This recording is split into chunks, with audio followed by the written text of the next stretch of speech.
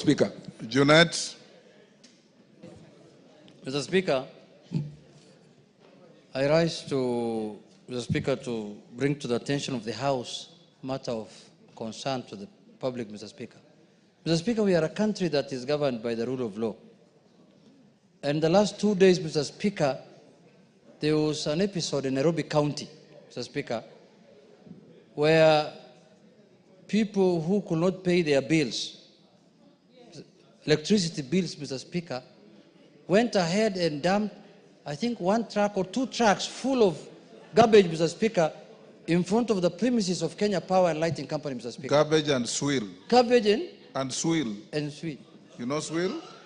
I know, Mr. Speaker. Okay, go on. Is it sewage? Is it sewage? Mr. Speaker, Mr. Speaker, Mr. Speaker, I want to bring to the attention of the House, Mr. Speaker, that is not the way to do things. Mr. Speaker, because Kenya Power and Lighting Company, Mr. Speaker, is a very, very important institution in our country. And is a public listed company. And is a company that is oversighted also by this House.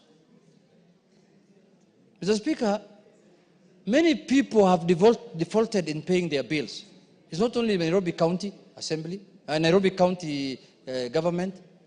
But Mr. Speaker, if you cannot afford to pay your bills, you negotiate with the person you owe money. You don't use other means to intimidate them and to make them, to make them let you go with their money. Mr. Speaker, I stand here to condemn that matter, Mr. Speaker, because it is uncouth and primitive, and it is an irresponsible way of dealing with an issue. Mr. Speaker, Nairobi City County of late has been doing a good job. They have been trying to clean the city, to remove, kiosks on the roadside that have encroached on the public pavement, Mr. Speaker. But this act they did yesterday, Majority Leader, is unacceptable. How can you, at this time, intimidate a government institution?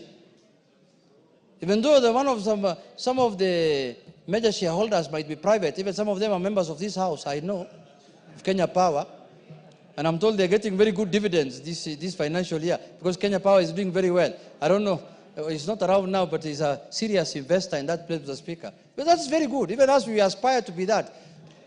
Somebody who's younger than me, that I don't know how we achieve that. I'm really worried, Mr. Speaker. I need to pull up my socks and do something, Mr. Speaker. But having said that, Mr. Speaker, and that could be one of the reasons why we want to have change in the budget committee, maybe. Who knows? But I leave it there for people to decide. It's not in my place to judge anyone, Mr. Speaker. But Mr. Speaker, the issue that I want to bring to the attention of the House is that the Nairobi County government must apologize and must desist from that kind of act going forward.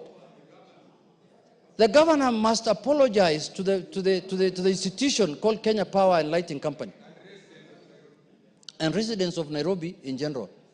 Because, Mr. Speaker, we cannot do that. Tomorrow, they will have a problem with NEMA. They will have a problem with any other institution. Is that the way you are going to solve your disputes? So, Mr. Speaker... What will stop them from dumping garbage and swill outside your gate? What will stop them, the Speaker is asking me, from dumping garbage in front of my house? Mr. Speaker, that's a good question. Because if I don't pay for their services also, if I don't pay their water bills on time, or I don't pay maybe their service charge on time, they can dump garbage also in front of my house. Mr. Speaker, then they tell you, until you pay your dues, we are not going to remove any garbage from in front of your house. So, Mr. Speaker, this is a new phenomena that is, we have never seen it before.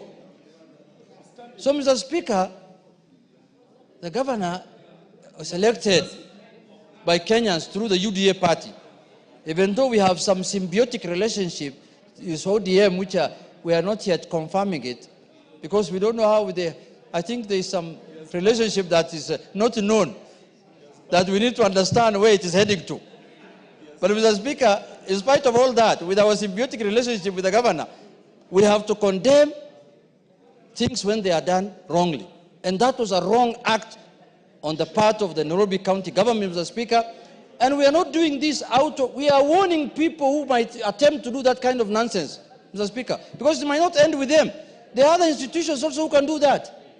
There are others who can lock up your house, you know, for not paying your dues or something. So, Mr. Speaker, with those few remarks, I want to say that act must be condemned and it must not be repeated again, Mr. Speaker. And if it is done, this House now will exercise its mandate of oversight. You know, Mr. Speaker, nothing constitutionally stops us from summoning governors. Yes. Nothing. There is no in the Constitution that writes governors can only be summoned by the Senate. Mr. Speaker, the Constitution says Parliament can summon anyone. Parliament. Yes. And when you say Parliament, it is both the Senate and the National Assembly. Yes. That is Parliament. Parliament can summon anybody in Kenya. Parliament. So under that provision of the Constitution, we will summon governors if they go wayward. They must stick to the rule of law, and they must respect the laws that we have put in place as a House to govern this country. Thank you, Mr. Speaker. Ichungwa. Thank you, Honorable Speaker. Let me also join the Honorable Junet Mohammed, minority leader,